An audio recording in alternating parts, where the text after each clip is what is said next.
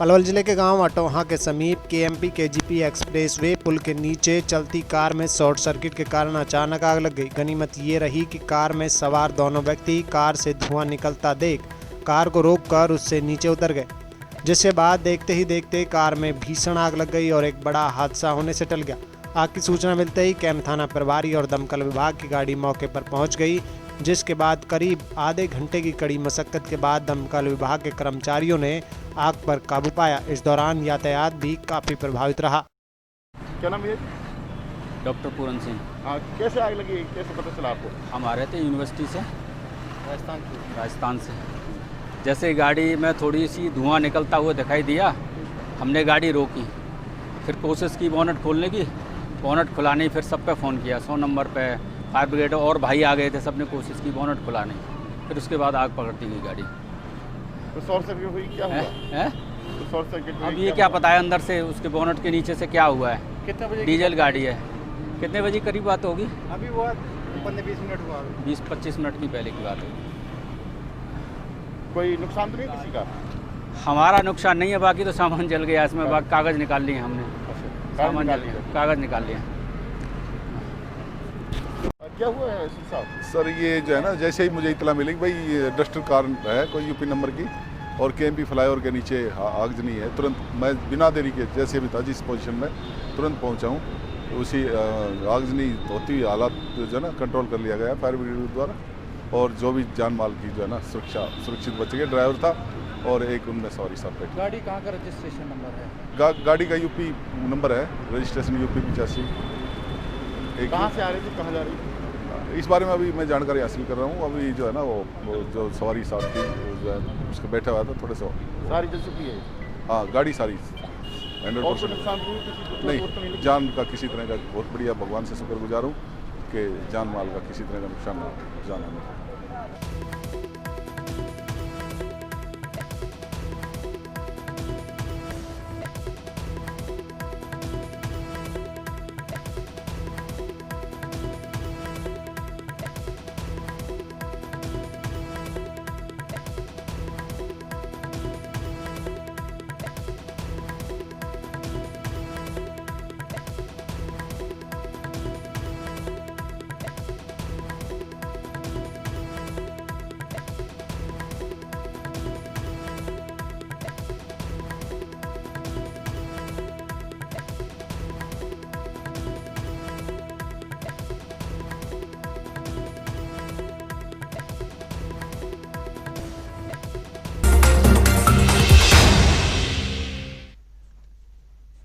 हरियाणा महिला आयोग की सदस्य रेणु भाटिया ने पलवल सिविल अस्पताल, वन स्टॉप सेंटर व महिला थाना का निरीक्षण किया और प्रदेश सरकार द्वारा महिलाओं को दी जाने वाली सुविधाओं का जायजा लिया। रेणु भाटिया ने कहा कि सिविल अस्पताल में निरीक्षण के दौरान उन्हें व्यवस्थाएं बेहतर मिली हैं। इस अवसर पर रेणु भाटिया ने सिविल अस्पताल के परिसर में पौधारोपण भी किया। इस मौके पर civil surgeon doctor Brahmdeep Singh, SMO Ajay माम, भाजपा जिला प्रवक्ता हरिंदर तेवतिया भी मौजूद थे। मैडम, आज आपने सिविल हॉस्पिटल का दौरा किया है, तो कई वार्डों में भी आप गए हैं, तो किस तरह का निरीक्षण है, क्या गाइडलाइन अधिकारियों को निर्देश दिए हैं और क्या योजना है? आज का ये दौरा ये सोच के किया गया कि सभी सरकारी अस्पतालों में जो हमारी सरकार सुविधाएं दे रही है, ख़ास तौर से महिलाओं के लिए, उनके वार्ड में उनकी डिलीवरी के टाइम उनके लिए जो खाना दिया जाता है, जो उनका फूड होता है डिलीवरी के से पहले, वो सारी चीज़ का निरीक्षण करने के लिए कि वो दिया जा रहा है या नहीं, या कुछ हॉस्पिटल्स कोविड का बहाना करके वहाँ से कुछ गड़बड़ तो नहीं कर रहे या कमी तो नहीं छोड़ रहे। तो मुझे अच्छा लगा कि सीएमओ पलवल ने पूरा हॉस्पिटल का बहुत अच्छी से जो है बांध के रखा हुआ है कामों के सिस्टम को। और मैंने लेडीज़ वार्ड में विज़िट किया, कई महिलाएं वहाँ थी, उनसे बातचीत की, कईयों की डिलीवरी हो चुकी है, कईयों की होनी है, कुछ पोस्ट डिलीवरी के बाद की महिलाएं थी, तो मैंने अलग अलग सबसे बात की, तो मुझे ये सेटिस्फेक्शन थी कि उनको कोई तकलीफ़ नहीं हो रही। एम्बुलेंस का मैंने यहाँ पूछा तो इन्होंने बताया कि 20 एम्बुलेंस इस समय इनके पास हैं, और ये भी मैंने एक बात उनसे पूछी है कि अगर वो कम पड़ती हैं तो हम सरकार से निवेदन कर सकते हैं कि महिलाओं के लिए एटलीस्ट 5 एक्स्ट्रा एम्बुलेंस यहाँ अपॉइंट की जाएं। तो मैं प्रयास करूँगी कि ये एक बात ज़रूर पूरी हो सके महिलाओं के लिए। वन स्टॉप सेंटर में भी आप गए हैं, वहाँ हाँ। भी विजिट किया है, किस तरह के केसेस वहाँ हैं? वन स्टॉप सेंटर में पॉस्को के केसेस बोले उन्होंने मुझे कि हैं वहाँ पे। कुछ रनअवे केसेस का बता रही थी कि इस तरह से आते हैं। कई लेफ़्ट ओवर गर्ल्स का केस है, डोमेस्टिक वायलेंस की वजह से कुछ गर्ल्स आती हैं। तो वन स्टॉप सेंटर्स का मेन मकसद हमारा ये होता है कि जो इस तरह के केसेस हैं, जब तक पुलिस ने उनके घर वालों को फाइंड आउट नहीं किया या कुछ केस का बेस नहीं बना उनके रिज़ल्ट लाने तक का, तो मिनिमम 5 डेज़ और मैक्सिमम हम 10 to 15 डेज़ भी कई बार उनको स्थान देते हैं यहाँ रुकने के लिए। उसके बाद यदि वो कहीं बाहर से उनको उनके घर भेजा जाता है इलाके के डीसी की हेल्प से, और किसी का डोमेस्टिक वायलेंस होता है तो लड़की को पेरेंट्स के घर भेजना है या वापस ससुराल भेजना है, उसके लिए काउंसलिंग, एक लीगल काउंसिल यहाँ पे होते हैं। इसके अतिरिक्त उनका पूरा खाना तीनों वक्त का उनका ध्यान रखने के लिए यहाँ पे 24 आवर्स सर्विस होती है खाना प्रोवाइड करने की। पलवल के इस हॉस्पिटल में कैंटीन के माध्यम से है।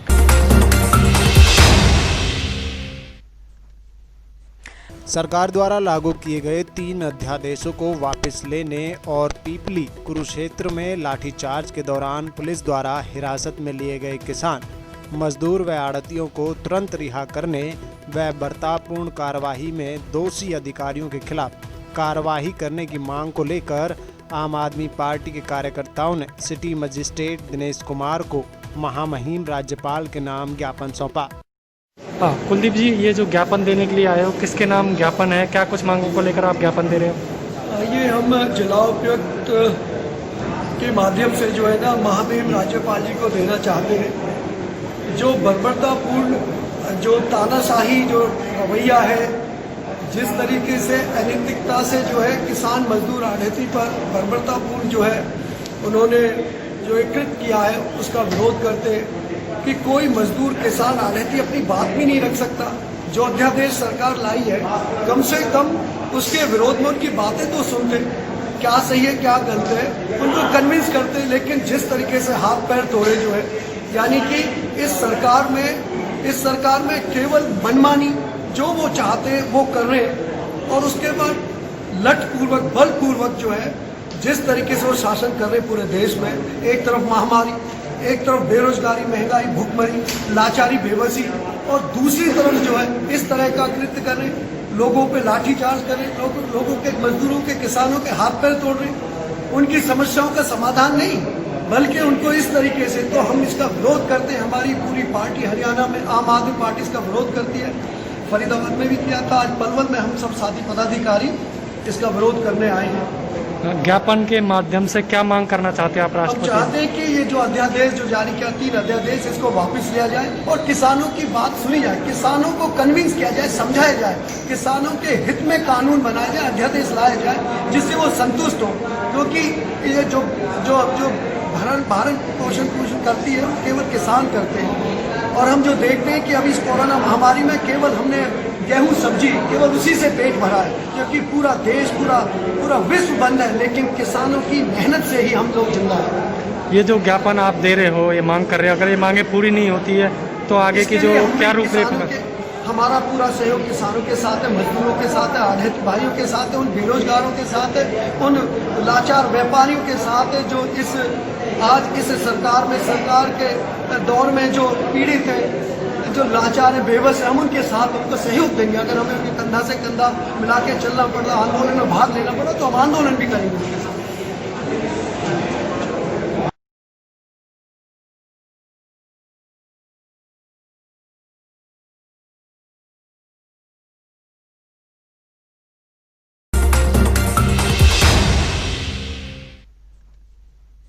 पलवल जिले में नौकरी बहाली को लेकर पिछले 3 माह से अनशन पर बैठे पीटीआई अध्यापकों का मामला राजनीतिक गलियारे में गूंजना शुरू हो चुका है।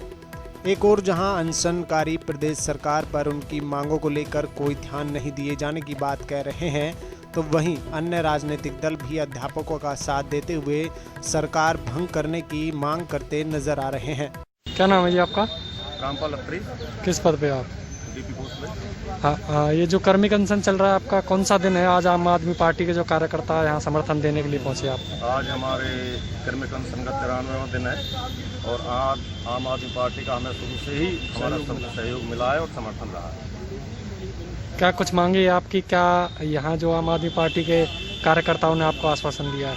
हमारी एक ही मांग है सरकार से कि जैसे हमारी नौकरी उन्होंने छीनी है, सरकार से यही हम डिमांड करते हैं, मांग करते हैं कि हमारी नौकरी जैसे ली है वैसे हमें वापस दी जाए उसी रूप। और जब तक हमें नौकरी वापस नहीं मिलेगी तब तक हम सरकार का पीछा नहीं छोड़ेंगे, सरकार से लड़ाई लड़ते रहेंगे और आंदोलन करते रहेंगे और आगे जो भी आंदोलन होगा वो और भी तेज करेंगे और सबको जन समर्थन लेकर के ये बहुत ही ज़्यादा जो है एक जन आंदोलन बनने जा रहा है। हालांकि हमारे करनाल में भी रैली हुई थी हरियाणा लेवल पे, तो वहाँ सभी हमारे जितने भी कर्मचारी संगठन थे वहाँ पर सभी इकट्ठे हुए हैं और सभी का समर्थन हमें प्राप्त हुआ है और समाज के लोगों का भी समर्थन हमें, खाप पंचायतों का भी समर्थन प्राप्त है। तो मुख्यमंत्री जी ने हमें 1 तारीख का बातचीत के लिए समय दिया। अगर 1 तारीख को टेबल पर आपकी किसी तरह की कोई बातचीत नहीं होती है तो आगे की क्या रूपरेखा रहेगी? आगे की रूपरेखा ये है कि हम आंदोलन को हरियाणा स्तर पर तेज करेंगे और इकट्ठा आंदोलन करेंगे। हमारे जो जत्थे हैं 4 दिशाओं से चलेंगे और वो जा कर के नांगल जाट से, होडल से और इधर कुरुक्षेत्र से और इधर हमारे जो है रोहतक से, और वो सब जा कर के गोहाना में, बड़ौदा में जा कर के इकट्ठा होंगे और वहाँ पर हम लोगों को जागरूक करेंगे, सरकार के खिलाफ जो लोगों को इकट्ठा करेंगे। ऐसी बेशर्म सरकार, गूंगी बहरी सरकार को माफ नहीं करेंगे ये शिक्षक, ये उनके बच्चे, परिवार, ये समाज माफ नहीं करेगा इस सरकार को जिन्होंने इनका मुंह का निवाला छीना है, इनके बच्चों का जो सुख है, जो शिक्षा है वो छीनी है।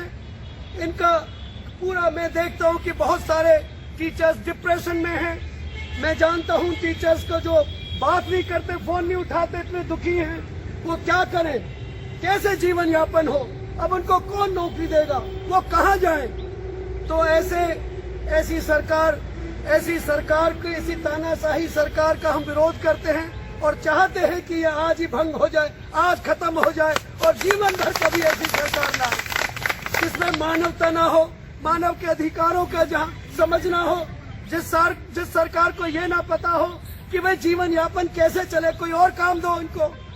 साथियों, हम आपके साथ हैं, हमेशा साथ रहेंगे। मैंने हमेशा आपका साथ दिया है और क्योंकि मैं भी एक शिक्षक हूँ, मैं भी जानता हूँ कि जब शिक्षकों की ये दशा होगी तो फिर क्या भविष्य होगा देश का, समाज फिर कहाँ, कौन दिशा देगा समाज को, जब हमारे शिक्षक के बच्चे जब धरने पर होंगे, उनके परिवार जब सड़कों पर होंगे, तो कैसे देश चलेगा, कैसे ये भविष्य कैसे निर्माण होगा, इस सुंदर समाज कैसे बनेगा।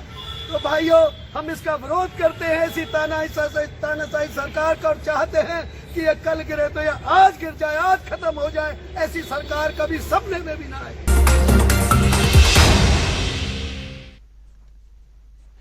फरीदाबाद में जिला प्रशासन ने अब अवैध मकान और झुग्गियों को हटाने का काम तेजी से करना शुरू कर दिया है। इसी कड़ी में जहां फरीदाबाद जिला प्रशासन ने भारी पुलिस बल व प्रशासनिक अधिकारियों के साथ फरीदाबाद के सूरजकंड इलाके में स्थित खोरी में भारी संख्या में तोड़फोड़ की थी, तो आज दूसरे दिन भी फरीदाबाद जिला प्रशासन ने पुलिस के साथ मिलकर फरीदाबाद के सेक्टर 4 नहर के किनारे बनी सिंचाई विभाग की जमीन पर अवैध झुग्गियों को हटा दिया। इस दौरान जहां हजारों लोग बेघर हो गए, वहीं उन्होंने हरियाणा के मुख्यमंत्री और स्थानीय विधायक नरेंद्र गुप्ता आरोप लगाया कि उन्होंने उनसे वादा किया था कि पहले उन्हें कहीं बसाया जाएगा, फिर उनकी झुग्गियां तोड़ी जाएंगी, लेकिन उप मुख्यमंत्री और स्थानीय विधायक ने उनके साथ वादा खिलाफी की है। वहीं इस तोड़फोड़ की कार्रवाई के दौरान मौके पर पहुंचे सरकारी अधिकारियों से तोड़फोड़ से पहले हुए अवैध निर्माणों पर बात की गई, तो वह मीडिया के सवालों और कैमरे से बचते नजर आए। सारा जिंदगी कमाया मैंने, सब लगा दिया। मेरे छोटे छोटे बच्चे कहाँ जाएंगे, मैं कहाँ जाऊंगी? रो क्यों रहे हैं आप, बताएं क्या हुआ, क्या है? तोड़ रहे आप लोग को नहीं दिखाई दे रहा, क्या कर रहे हैं सब? किस लिए तोड़ रहे हैं? आपको नोटिस नहीं दिया था इन्होंने, क्या वजह? नोटिस दिया था तो और नरेंद्र गुप्ता बोला, दूसरे चौटाला बोला था कि मैं पहले बस आऊंगा फिर तोड़ूंगा। आज हमें कुछ भी नहीं दिया, ना मुझे टाइम दिया है कि कहाँ जाऊंगी, ना मेरा प्लॉट है, ना मेरा कहीं कमरा कहीं नहीं गिरा भी मिल रहा है। मीडिया से कि हम पाकिस्तान से आए क्या, शरण मांग रहे हैं क्या? हम क्या पाकिस्तानी रिपोर्टी है जो शरण मांग रहे हैं? हम क्या बांग्लादेश से आए जो नागरिकता मांग रहे हैं? हमारे दादा परदादाओं ने अपनी मेरे कमाई भी में हाल बिला 3-4 लाख बना के मकान, जमीन छोटा था, रहने का दिक्कत थी, फैमिली हमारी बड़ी थी, हमने किसी तरह उसको बनवाया। हमारे दूसरे चौटाला जी ने हम लोग को सहारा दिया कि बाबू जी आपकी दुकान ठिकाना भी टूटेगी नहीं। पहले यहाँ पे मोदी जी ने बोला जहाँ खोखा वहाँ दुकान, जहाँ झुग्गी वहाँ मकान। हमारे केजरीवाल सरकार दिल्ली में जितनी झुग्गी झोपड़ी तोड़ रहे हैं वही बसा रहे। उत्तर प्रदेश की सरकार योगी हमारे नाथ जी है पर फरीदाबाद को नाश करवा रहे हैं। क्या सारे मुख्यमंत्री देखनी, ये खट्टर सरकार नहीं है, ये खच्चर है, ये गधा है। देखो यूपी के अंदर शौचालय मिल रहा है, घर का पैसा मिल रहा है, आधार कार्ड मिल रहा है, बीपीएल कार्ड की क्या नाम ले रहे, गैस सिलेंडर मिल रहा है, सरकारी सुविधाएं मिल रही है। लेकिन हरियाणा की सरकार के मालूम नहीं है, नहीं दी है, खंड तोड़ दे दी, आता है कभी 100 तोड़ दिया, कभी 2 तोड़ दिया। ये वीआईपी कंपनियों ने खरीदा इस कंपनी को, यहाँ पार्किंग बनाने की व्यवस्था करा है। हमारे अभी कोरोना हो जाएगा, अभी भी कहीं मकान नहीं मिल रहा किराए पे। कोई मकान जो किराया 2000 को 4000 किराया मांग रहा है, 5000 किराया मांग रहा है। हम सामान कहाँ रखेंगे, कहाँ किराया रखेंगे? सुनीता देवी। सुनीता, कहाँ रहते हैं आप? यहीं रहती हूँ 4 सेक्टर में। सुनीता जी, आज तोड़फोड़ की जा रही है, किस बात को लेकर तोड़फोड़ की जा रही है? किस बात की तोड़फोड़ की जाती है, ये सब तो हमें कुछ पता नहीं है इन लोग का। एकदम से कंपनी की तरफ से कैसे तोड़फोड़ की जाती है, बताओ। आपका मकान है? आपका मकान है? हाँ, ये मकान हमारा ही है। कितना समय हो गया आपको यहाँ? 40 साल। हमारे बाप को 60 साल हो गया, हमें 40 साल की हूँ मैं। हमारी बेटी है। मेरे बच्चे 13 साल 15 साल के। ना विश्वास है तो खड़ा करवा दूं मैं बच्चन को अपने। नोटिस वगैरह दिया था? खाली कोई नोटिस वगैरह नहीं था, कोई नोटिस नहीं था। खाली ये था कि उधर की दुकानें साफ होंगी और रास्ता भी बनेगा, और जब ये लॉकडाउन छूट जाएगा अच्छी तरह से, जब गरीब आदमी कमाने खाने लगेगा 6 महीने बाद दिया जाएगा, देखा जाएगा। यही बात हुई थी, यही बात हुई थी। तो अब क्यों तोड़ा इसने? ये गलत चीज है ना। हम लोग 3 बार रैली लेके गए थे। राशन कार्ड जो बने पड़े हैं? राशन, हाँ जी, राशन कार्ड है, पैन कार्ड है, सारा चीज है, बीपीएल कार्ड है, सारी सुविधा है। वोटर लिस्ट में नाम है। आपको हटाया जा रहा है? हाँ जी। क्या चाहते हैं आप लोग? हम तो चाहते हैं कि हमारा घर मिले हमें। अब ये तोड़ दिया है, आप कहाँ रहेंगे? यही रहेंगे, यही बनाएंगे, यही खाएंगे। अच्छा, फिर से यहीं बनाएंगे? भाई यहीं खाएंगे, कहाँ जाएंगे? जब तक सरकार व्यवस्था नहीं देगी तो हम कहाँ जाएंगे? हम तो कमाए जोड़ के मकान। हमारा बाप एक पैर का है, वो रिक्शा लेके काम भीख मांगता है, हम कहाँ जाएंगे बताओ? प्रभावती। कहाँ रहते हैं? यही 4 सेक्टर में। कितना समय हो गया आपको यहाँ? मेरा 60 साल हो गया। तोड़फोड़ की मेरी शादी ब्याह यहीं हुआ, मेरे बच्चे यहीं पैदा हुए, पढ़ाई जा रही है। किस बात को लेकर के? अब मेरे को ही तो पता नहीं है। कह रहे हैं जो ये रास्ता बनेगा, रास्ता के लिए हमको चाहिए 30 फीट चाहिए, हम लोग का रास्ता दिया जाएगा। फिर सो का है मंदिर पर टूटेगा, मंदिर से। नोटिस वगैरह नहीं दिया? नहीं, यहाँ नहीं, मंदिर पर नोटिस लगाए थे, बगैर नोटिस के? बिना नोटिस का तोड़े हैं। आपको पहले नहीं बताया था? नहीं, पहले तोड़ने की बात चली थी? हाँ, पहले चला था। अच्छा, ये होली में चला था तो हम लोग 3 बार रैली लेके गए। फिर जुग्गी रोक गई जी, चलो बच्चे पढ़ाओ, सही से रहो, तोड़ी नहीं जाएगी। अगर तोड़ी जाएगी तो जमीन दिया जाएगा, अब लोग के बसाया जाएगा। लेकिन कहीं कुछ नहीं हुआ, हम लोग घर से बेघर हो गए, छोटे छोटे बच्चे लेके रोड पर आ गए। क्या चाहते हैं आप? ये कोई मतलब आपका फैसला, हमको एक बित्ता जमीन दे, कहीं बसा दे, बस हम यही चाहती हूँ। हमें कहीं दे दिया हो। आपका नाम क्या है? मैं अधिकृत नहीं हूँ, इस बारे में जो ड्यूटी मजिस्ट्रेट है। बड़ी तोड़फोड़ आप कर रहे हैं और आप कह रहे हैं कि आप अधिकृत नहीं है, मजाक बना रखा है अपने सिस्टम का। तोड़फोड़ किस लिए हो रही है ये बताएं। 8 महीने पहले भी आप ऐसी तोड़फोड़ कर रहे थे, उस समय मैं तो 8 महीने पहले मैं तो आया नहीं। आप ये बताएं कि तोड़फोड़ बार बार होती किस लिए है, ये बने किसके राज में थे? आप उस समय, आप अधिकारी हैं, एक जेन्युइन अधिकारी यहाँ पे हैं, ये बताएं कि आप ये तोड़फोड़ हो रही है, वजह इसकी क्या है? भागने से काम चलेगा नहीं, ये दौड़ने से काम चलेगा नहीं, मैं ये कह रहा हूँ, ये दौड़ने से काम चलेगा नहीं। आप ये बताएं तोड़फोड़ हो रही है किसकी, ये हो क्यों रही है? आपको जो बोलना है बोलते रहे। मैं तो आपसे पूछ रहा हूँ, क्या वजह? I am not authorized to say anything. वजह क्या है? I am not authorized. ये इतने निर्माण कार्य हो गए, आखिर सिंचाई विभाग उस समय कहाँ सोया हुआ था जो आज तोड़फोड़ की नौबत आ रही है? उस समय कहाँ सोया हुआ था डिपार्टमेंट? आज ये तोड़फोड़ की नौबत आ रही है। हज़ारों लोगों के घर यहाँ बने हुए हैं, इतने लंबे पीरियड से बने हैं, और आज आप तोड़फोड़ कर रहे हैं, क्या वजह है इसकी? चुप रहने से काम चलेगा नहीं। जवाब नहीं है आपके पास? एसडीओ साहब, जवाब देने से काम चलेगा, इधर उधर जाने से, चेहरा छुपाने से काम नहीं चलेगा। चेहरा छुपाने लायक कोई काम किया है क्या आपने? चेहरा छुपाने लायक कोई काम किया है क्या आपने जो आप नहीं बता पा रहे हैं? छोड़ दे।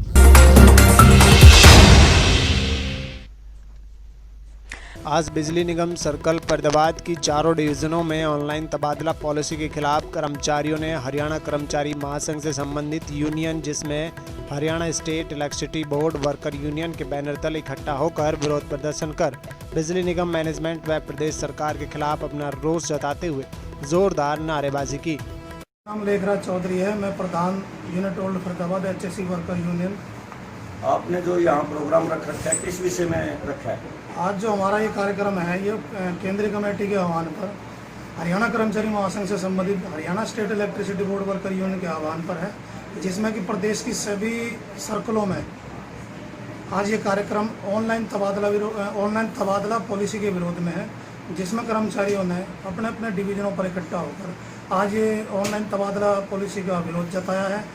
और जो यह कार्यक्रम आज हमारे लगे हुए थे, जिसमें आज फरीदाबाद सर्कल की Ballabhgarh division, old Faridabad division, NIT division, greater Faridabad division, Faridabad circle की चारों डिवीज़नों में ये कार्यक्रम लगे थे, जिसमें बिजली कर्मचारियों ने बढ़ चढ़कर भाग लेते हुए इस ऑनलाइन सरकार, निगम मैनेजमेंट और इस सरकार की ऑनलाइन तबादला पॉलिसी का विरोध किया।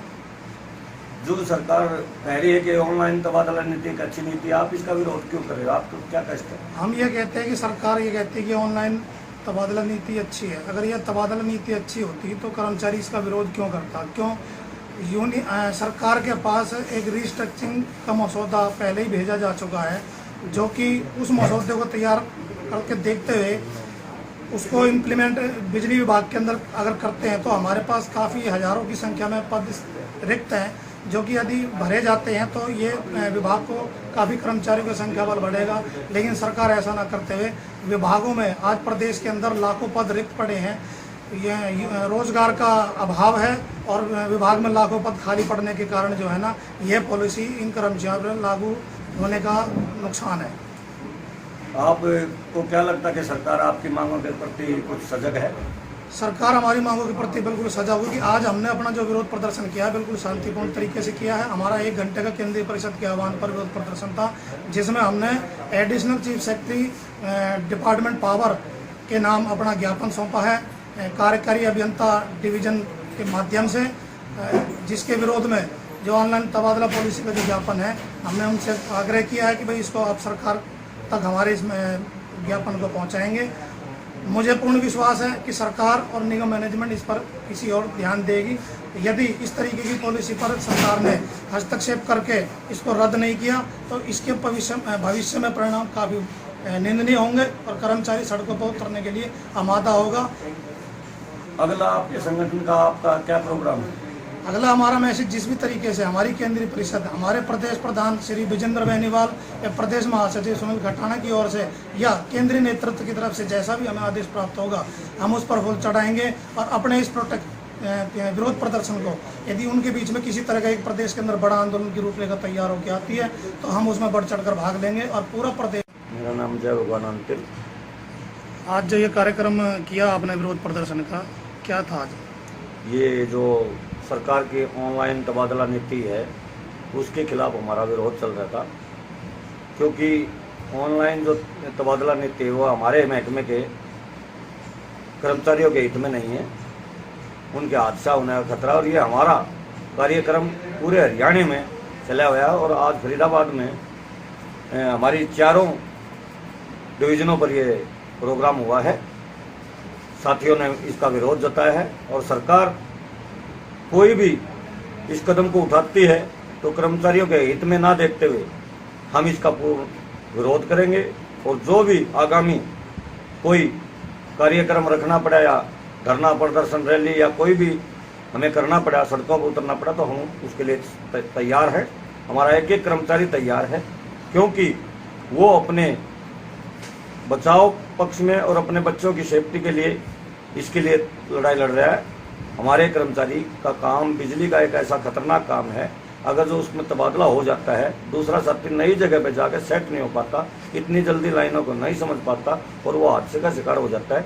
इसलिए हम इसका विरोध सबसे ज़्यादा कर रहे हैं हर महकमे की वजह से। तो आगे इसके बाद क्या कार्यक्रम रहेगा? आगे हमारा जो भी आगामी कार्यक्रम हमारे सेंटर काउंसिल से आएगा, वो हमने आज जो ज्ञापन दे दिया है, अगला कार्यक्रम जो भी हमारी केंद्रीय कार्यकारिणी HSE वर्कर यूनियन की वो देगी, उसके लिए हम तैयार रहेंगे।